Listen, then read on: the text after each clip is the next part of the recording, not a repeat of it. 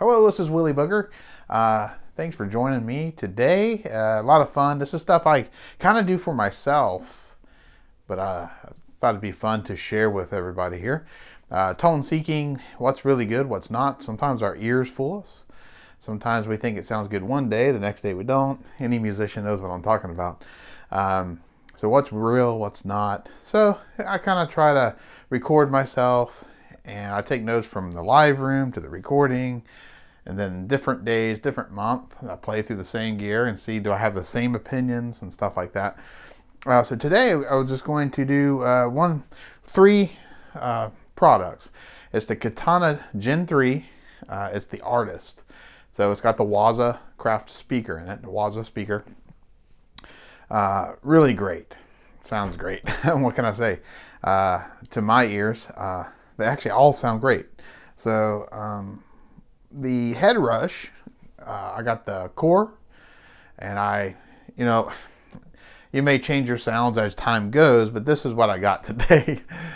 Just like an overdriven blues, heavy driven blues sound, but I like a really rich, cry hard type of sound. So I got the Katana, I got the Headrush core, effects processor. And I'm going to show you in the video, every time I play, I'm going to show a close-up on every amp I'm playing through or processor. And then the third one's Handwired Boutique Amplified Nation.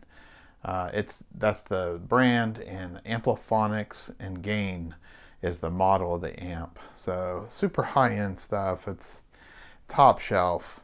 So I don't think any of them sound bad, and I don't think any of them are wrong. They're just all just a little different. So yeah, and you'll hear it. So yeah, go back and forth and see which. At first you thought that one was maybe the best, and now that you went back, you're like, well, maybe not. Who knows? But listen to this will be exposed as much as I know how to do. So here we go.